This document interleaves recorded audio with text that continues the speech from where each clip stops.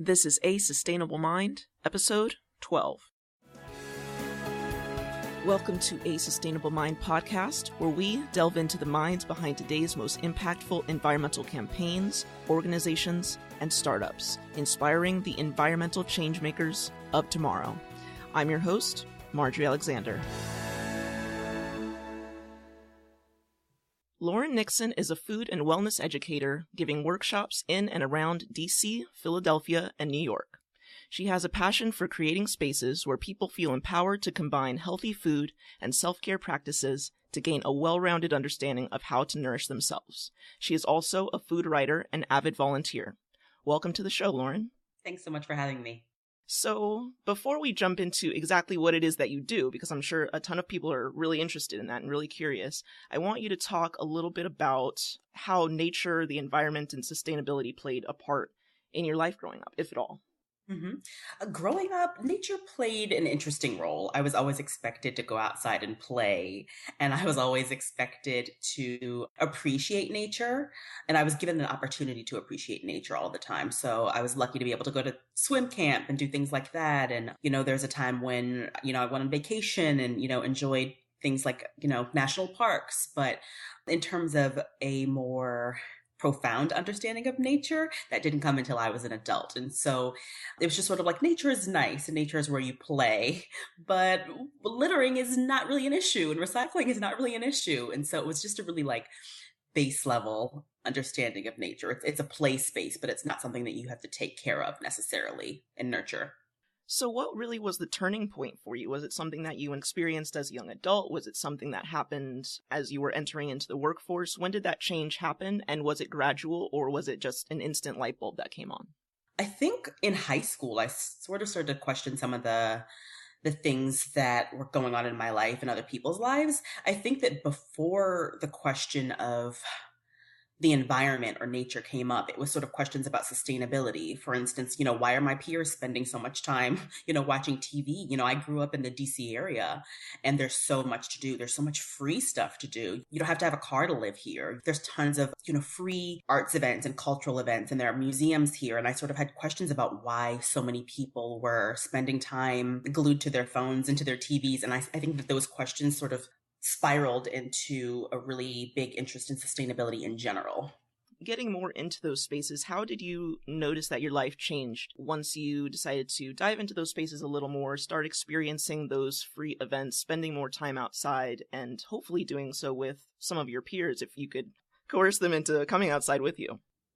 I think that actually happened toward college. I went to school in New York. I went to the New School, and I was really just privileged to go to a really awesome school where there are a lot of free thinkers and a lot of critical thinkers. And I think being around people who were similar to me, but also who challenged me at the same time was really amazing. And so I think that I don't think that it was just about getting out there and doing things. I think it was a lot about learning things. And I think that a lot of the things that I was reading tons of bell hooks and Judith Butler and really amazing, feminist and womanist speakers. And those readings and those experiences played a whole lot into how I started to think about environments in general. So not just, nature, but my environment as a woman of color in the world. Absolutely. And did that start playing at all into your consumer lifestyle? Definitely. The really great thing about New York is that there are farmers markets everywhere, even though there's not tons of farmland. I mean, there are tons of rooftop gardens and things of that nature and school gardens, and that's really great. But farmers markets are really amazing, and every time you turn a corner, they're everywhere, specifically the green market. And I think that being able to come out of school, when I was in school there, and be able to shop at the green market, which is a really great place because it's accessible for a lot of people. They accept EBT, they accept SNAP, they have tons of amazing programs there. And just see so many different types of people shopping there and people of all ages and backgrounds enjoying that as a really integral community space was amazing for me. And then as I got older and stayed in New York for a little bit after that, it became, I think, the farmers market, my love for the farmers market as a community space sort of spiraled, and I took that love and just started going into the kitchen a whole lot more. So you mentioned the green market, and there are also, if anyone wants to just Google farmers markets online, there are actually a few directories. So if you're ever wondering, well, there's no farmers markets near me, I only have access to grocery stores, it's probably not true. You just have to figure out what days of the week and exactly where they are. And some of those websites are localharvest.org, which is a really great one. And also the USDA has one at ams.usd.gov. And I will also link those up in the show notes if anyone is interested. Now more about you and exactly what it is that you do. Give us a tiny bit of background as to between college and you becoming a food and wellness educator. How did that connection happen? What were you doing for work? Or is it just something that you kind of stumbled into immediately, which is awesome because everyone wants to do something that they love for a living. I definitely did not stumble into this immediately. Not at all. I've always loved, food and vegetables and blah, blah, blah. But it's just, what I'm doing was supposed to happen and it was all about divine timing. But I think I just sort of it happened to me in a way. Mm-hmm. I was living in New York and I've always worked in education. I was an arts educator and I studied the arts in undergrad and culture and media studies and a bunch of other things. And I was going into public schools and working for nonprofits as an arts educator. And I just wasn't happy anymore. And a lot of my friends were artists and they were really enjoying it. I was just thinking, what is my problem? This just is not feeling good. I'm 22. This is supposed to be the highlight of my life, but it's just something wasn't working. And my last year in New York, I think I was probably 24 and I gave myself a year and I was like, okay, I'm going to get a full-time job. And it was still in the arts. Mm-hmm. And I was like, I'm going to get a full-time job and I am going to save up money and I'm going to go. And I looked at a map and I was like, I'm going to Austin, Texas. I didn't know anybody in Austin. I did not know a soul in Austin. And so literally 12 months later, I got rid of all of my belongings, took 2 suitcases and got on a plane. And I was just like, I just have to figure out what makes me happy. I really do have to figure it out. And even if that means just sort of throwing myself into the lion's den, I have to do it. And I think that leaving New York was a big part of it. I think that a lot of people thrive in New York, but I think that at the place that I was in my life, it wasn't serving me anymore. So I just needed to go. And right when I got to Austin, I started volunteering with Johnson's Backyard Garden, which is an organic farm. And I was doing, work share work. So I was working there a couple hours a week and, getting a CSA box in return, which is really excellent and something that a lot of farms offer. And so I was doing that. And after a couple of weeks, they were just sort of like, you're here a lot. And I was volunteering more than once a week, which was the requirement. They were like, you're here a lot. You know about food. You obviously cook a lot. You know about vegetables. Why don't you just work our farmers markets? And so I started doing that. And I was like, okay, this feels right. I was like, I'm still in the midst of a quarter life crisis, but I know I like vegetables. So that's okay. And so after that, I was in Austin for probably 6 months. Right after that, I went to Indiana to work on a farm. And then I came back to Brooklyn for a month just to relax after that experience. And I went to California to work for an environmental education organization for 3 months. And it was amazing just sort of being out in the woods. And I was supervising educators, so training educators on how to be, environmental educators. And then I served with Food Corps, which is a national service organization, and service members teach kids about healthy food and gardening and farming through the 3 pillars of knowledge, access, and engagement. And then, and so it just sort of spiraled. I did a bunch of other work after that too. But that was just sort of the beginning of my journey. And it's really interesting. I think that a lot of people who work in sustainable food and wellness came to it from places of challenge. I was in a really bad place when I started my journey. Mm-hmm. And it's really interesting that I work in wellness now when I started my journey and left New York and did all these things because I wasn't feeling like my best self.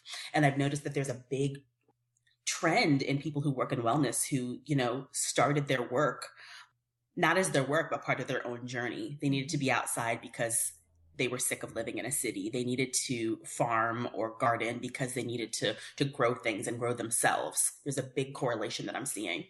So speaking of people not always being their best selves, when you have these clients, or some of them are students, taking your workshops, what do you see as a lot of the challenges that they face in relation to self-care, in their relationship with food, and where do you think that those challenges come from?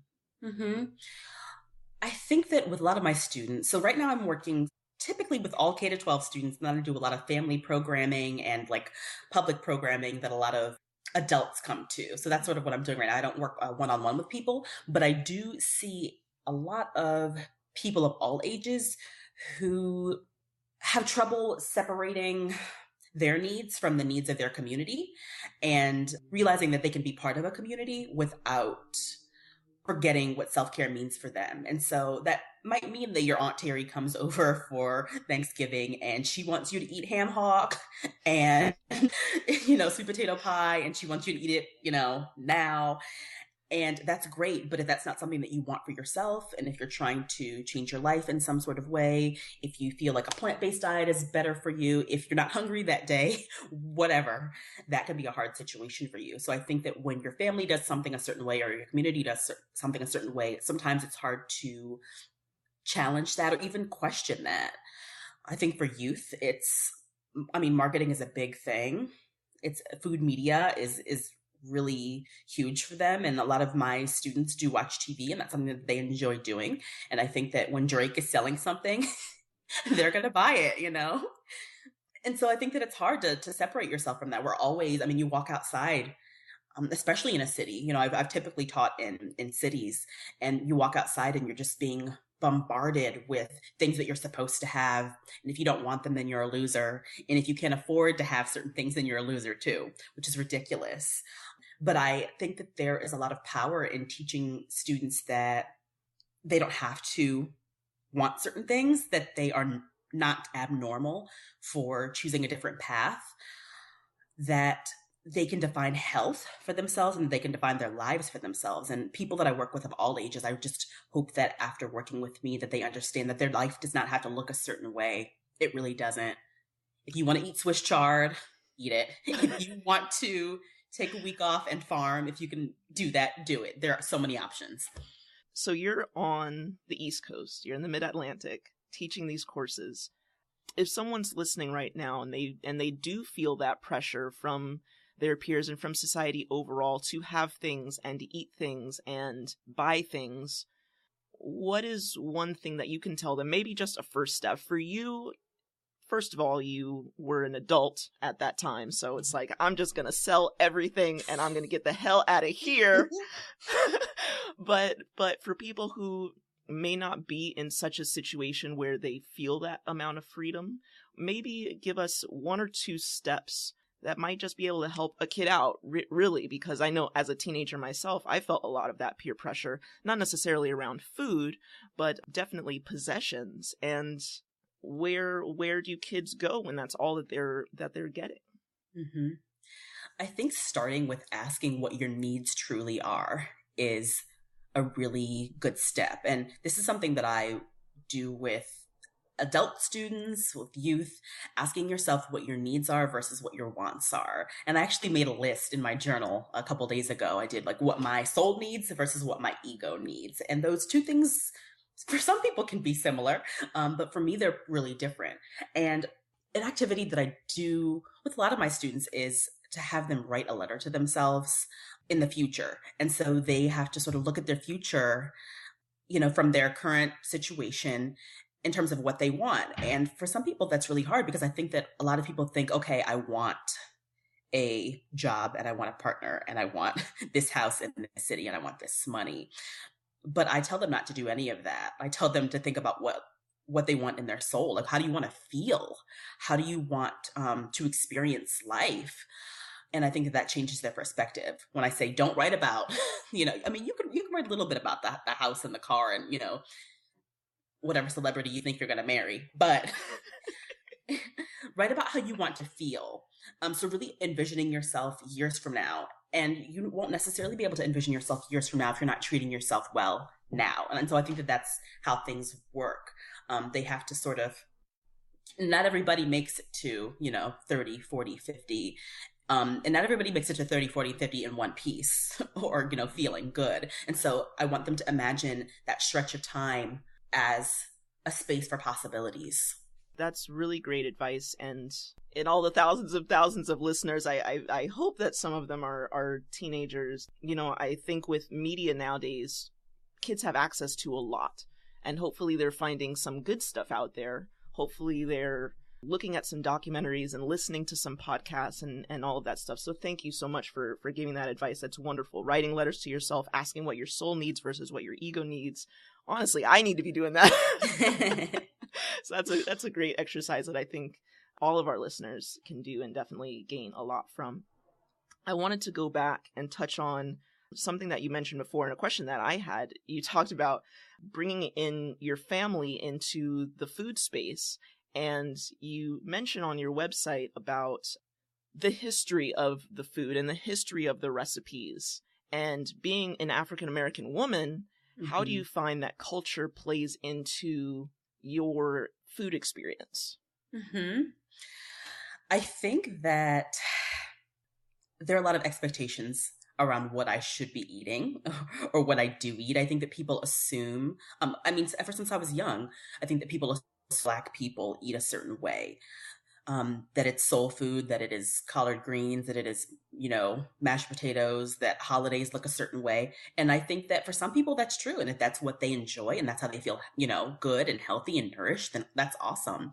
But I also think that we should really look into the histories of these foods as outside of the typical soul food context. Collard greens have an amazing, collard greens and turnips and all of these really great foods that have been changed over the years and modified in terms of how they're cooked and how they're enjoyed. They all have really rich histories. I mean, Bryant Terry is a really great example of someone who looks at food, especially foods that have been enjoyed in the diaspora, in a really healthy way. He honors these foods, but he also knows that we can honor these foods and recognize these foods in a way that is nourishing to our bodies and in a way that serves us. I think that it's been, in the past, I definitely struggled a lot growing up because, people couldn't necessarily understand why I was eating a certain way. And I don't come from a particularly, healthy upbringing. It's interesting. Someone was asking me about this. I was sort of thinking about how I grew up, and I ate a lot of vegetables. I was expected to eat like whole foods during meal times and, a lot of like whole grains and greens and root vegetables. But I was definitely allowed to have like things like Pop-Tarts and like, I wasn't allowed to have soda for some reason, but I was allowed to have Pop-Tarts and like Hot Pockets growing up. So it was really interesting. In high school, I was like, this is not what I want. And I don't know how I decided that. I have no idea, but it just sort of like happened. And then from there, once I made that shift on my own, and the shifts are all, still happening. My what I need in terms of, my nourishment situation is always changing. But I think that it was hard at first because people made fun of me for eating certain things and had questions. I remember actually just a couple years ago, I was on a plane and I always eat from scratch. I always pack my own lunch. And I was on a plane just, eating out of like a little glass, Pyrex container. And I think some guy was like looking back, in the aisle, and he sees me and he like, his head is like, the other side, his eyes are like bulging, and he's like looking, and I'm eating quinoa, which is like super typical, and he's, oh my goodness. I can only imagine what I look like to him. But honestly, I'm glad that we had that weird, bogus, outlandish connection, because who knows, he may have been thinking that because I look a certain way, that I eat a certain way. Mm-hmm. Maybe he wasn't thinking that. Maybe he was thinking, what is that little, seed on her plate? And maybe he Googled it and figured out that it was quinoa. Maybe he just, needed to see something new. I get that reaction a lot. Like, what is she doing? What is she eating? Even from my students all the time. I mean, there was a running gag last year on Valentine's Day when I was teaching. They were asking, oh, Miss Lauren, do you have Valentine? And one of my students said, cabbage. Miss Lauren's Valentine is cabbage. And I was just like, yeah, this is funny. Like, but yeah, I mean, I like vegetables. So, I mean, I can find the humor in it now. I'm not so sensitive about the fact that people have questions, and I welcome questions. Mm-hmm. I welcome them. So speaking of questions, actually, I mean, I remember going to the grocery store late one night, and I decided to go on this juicing cleanse, and I was supposed to be getting kale. And, or maybe it was chard. Anyway, I got that mixed up with collard greens, and I brought them home, and I opened everything the next day, and I was like, collard greens, what the heck? But, I was low on money, so I was like, well, I got to eat these things because, and it was actually good, juiced. Mm-hmm. It was amazing. I was so surprised. So what is one of the most typical questions that you get asked? And is it really true that, I mean, I'm sure it's true in some areas in the US, but what are just some of the most outlandish questions that you get? Like, what kind of vegetable is that? And do kids think that carrots, come out of factories instead of out of the ground? Like, I mean, how do these kids react to, especially in the first or second class as you're teaching these things to them? What are their reactions? Yeah. I think that the most common question that I get is, what should I eat? And I get that from youth. I get that from adults and families. And my answer is my answer is always, I can't tell you. I can't tell you that. Your body can tell you that. I'm also not a nutritionist. I'm a food educator. I know a lot about farming and gardening and cooking and education. And that's why I'm a food educator, because I know a lot about seasonality and vegetables. I'm not a nutritionist. And so I always steer clear of that question, because I believe that our bodies really do tell us what we need in a lot of situations. I think that the questions that I get a lot are just sort of like, oh, what the heck is that? So I think that people see a lot of standard fruits and vegetables on a regular basis. Our grocery stores carry carrots and broccoli and those types of things, but there's so many amazing vegetables out there. And so when you bring in something like kohlrabi, or when you do a twist on a recipe. So I made, with a class that I was teaching a couple months ago, I think it was in the spring, it was mostly adults and a few kids. And we made pesto, but people typically think of pesto to be a basil situation. But I made a kale pesto, and they were just sort of like, what, kale pesto? But then I had a woman return to the class, or return to a class with me a few weeks ago. And she was like, I've been making that kale pesto all the time. Like, I love it. It's just, so I think that people have a lot of ideas about what foods go with what, and that foods, I think that people have a lot of like traditional ideas about food, which is okay.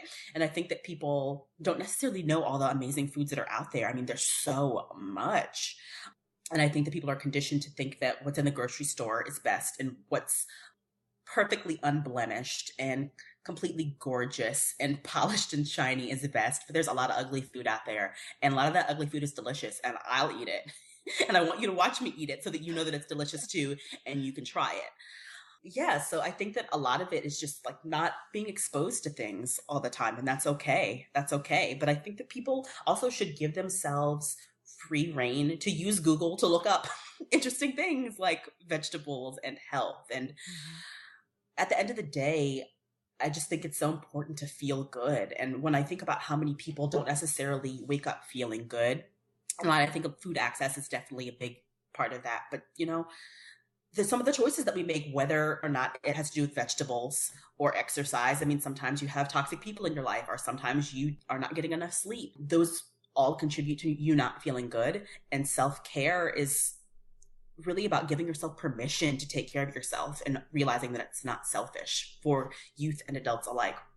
Speaking of access to food, for people who might be in a particular situation to feel like they don't have access to a ton of food, or honestly a ton of resources to educate themselves about what they could be eating. I don't want to should, but could be eating.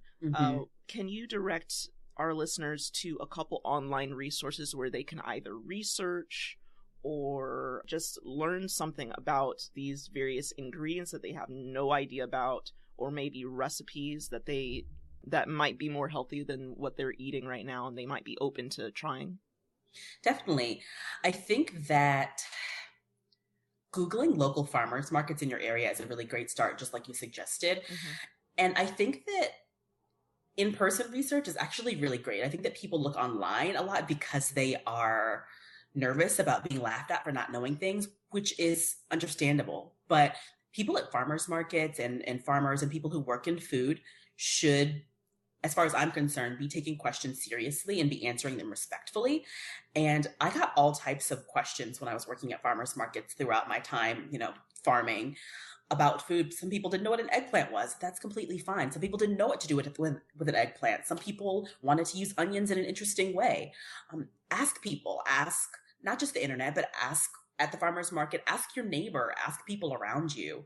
Also, in terms of getting healthier, bartering is a really great way to get to know people, learn new skills, and to get healthy. And it's something that I actually do a lot, or I'm starting to do a lot.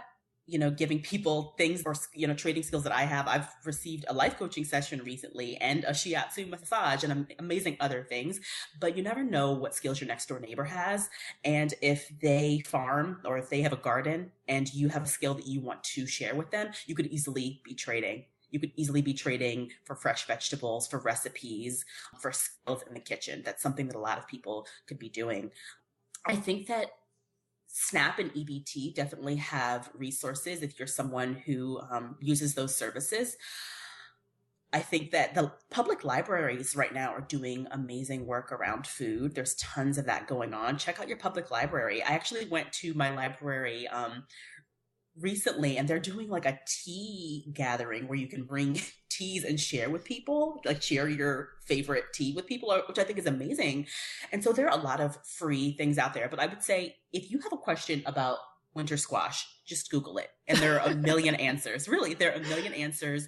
YouTube is how I learned how to do so many things. I mean, basic knife skills, I learned on the Food Network when I was in high school, and a lot on YouTube. And you can learn so much, but there are tons of free resources, and don't be scared to ask for help, and don't be scared to, sound silly. You're not silly.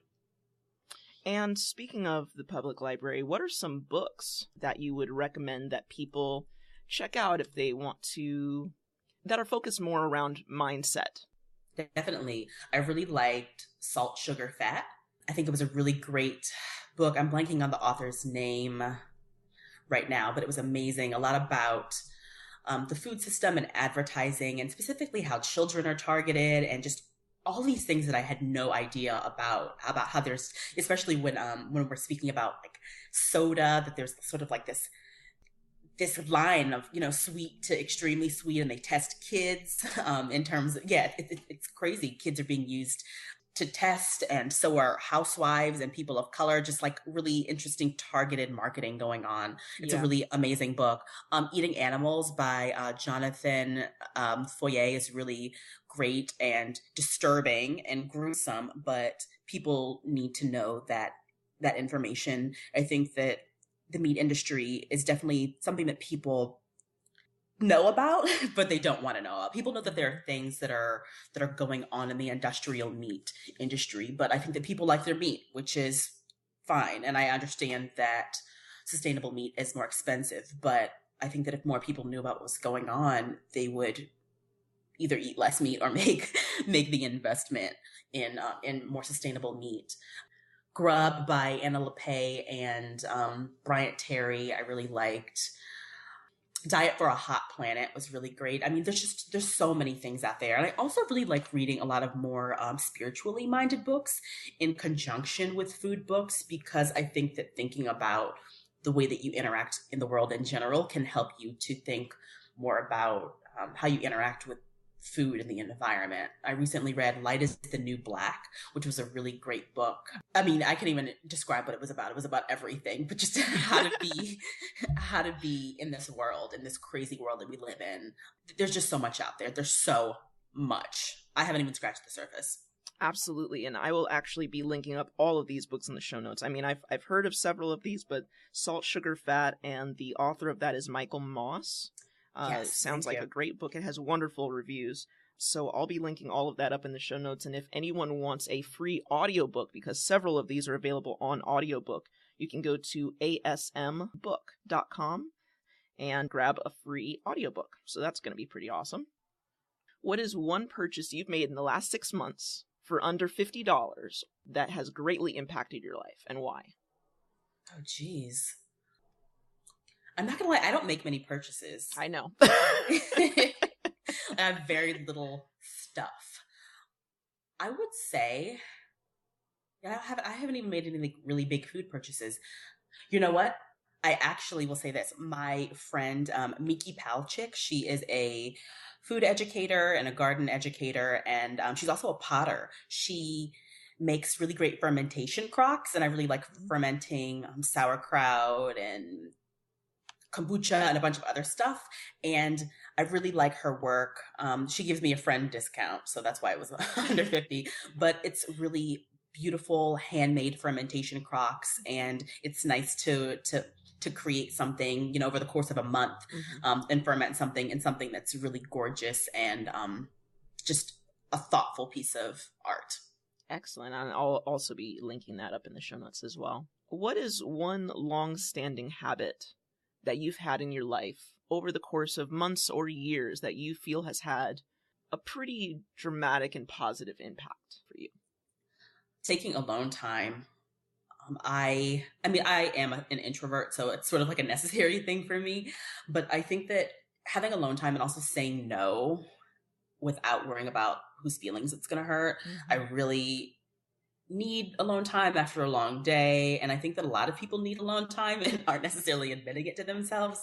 There's like this weird fixation on being busy. And I have zero problem saying that I don't like that. I don't like always feeling busy. And yeah, I like having a schedule that allows me to breathe. And so that's something that I really commit to. And what is one new habit that you're cultivating right now? I think that right now I am working on connecting with people more, and connecting with people more who work in different types of wellness. As an introvert, I think that the sort of difficulty with being an introvert is that you can easily get caught up in your own world. And so I have been going to a lot of different events, whether it is, for a small batch organic body care line, or whether it's to a farm potluck, or whether it's to this or that. I've been trying to get myself out there a bit more and balance my introversion with my interest in getting to know people and getting to know different types of work out there in the world. It's been a long journey for you, start to finish, and you're talking about your struggles way back when, and kind of shedding a lot of your stuff to venture to Texas, and the process that you've gone through since then to where you are now. If you had to do it all again, say in 12 months, so super condensing it, what would you do differently? And what were some of the fundamentals? What were some of the, this part was just absolutely essential to my process? What was essential in my process was trusting myself a little bit, but also that was the hardest part for me. So I think that moving backwards actually a little bit, I wish I would have known that I don't have to control everything, that my life isn't supposed to look a certain way. I think that if I hadn't left New York, and that if I hadn't, really started farming and taken my passion for cooking and fermenting and education to the level that I have now, I think that I would have not been a very happy person. And so I think that I'm really happy that I let go of that control, but I wish that I knew far in advance that I didn't have to control everything and have a roadmap, that I could sort of let life happen to me sometimes. I think that what was essential is listening to my gut feelings and my instincts about my strengths and my weaknesses. I've been working in education before I even started working in, food and farming and gardening. And that's just something that stuck with me. And it was essential, just this sort of connecting with people and creating really honest and vulnerable connections with people has always been my thing. And I'm really glad that I trusted that, because for a while I was sort of like, oh, I'll go to acupuncture school, that's wellness, or I'll just, farm forever, and I'll just, I was pulling at straws, when what I really love to do and what feels really good for me, creating workshops and experiences for people. Education has always been at the root of what I'm supposed to be doing. So I trust that and I go with it. Well, that's amazing advice, and I really want to thank you for coming on today's show. Anyone who's interested in your workshops, especially if you're on the East Coast, can go to your website, Lauren Nixon, LaurenNixon.com, to see a little bit more about your offerings as far as workshops and services. And everyone should be checking you out on social media, because I think your social media profiles are awesome. So you're on Twitter, you're on Pinterest, and you're on Instagram. But this is a little tricky. It's Lauren N. Nixon. So that's 3 N's in the middle, folks. Don't get it twisted. Okay. So Lauren N. Nixon at Twitter, Pinterest, and Instagram. And it's not just like pretty pics of food, which is something that I really appreciate. It's posts about individual ingredients, and there are a couple recipes in there, and wellness tips, and like health and wellness products. There's a ton of stuff, and there's even one post about how this woman packs a bag for when she's traveling. So go check her stuff out. It's not just a bunch of pretty pictures that people make some food and then spray it with some stuff, and know, it's not just perfect photos. So before we say goodbye, Lauren, do you have any final words or parting piece of guidance, or really anything that I just forgot to ask you about? Well, I just think that people should trust their instincts. We have, as far as I know, one life. I'm not sure. The jury's out. But I think in this life, you should just treat yourself as best as possible. And there's so many ways to do that and so many avenues, but research them and try them on and just live fully and deliciously. Excellent. Thanks for taking time out of your busy schedule. I appreciate it. Thank you. You've been listening to A Sustainable Mind podcast. To hear more interviews just like this one, please subscribe on iTunes or visit asustainablemind.com.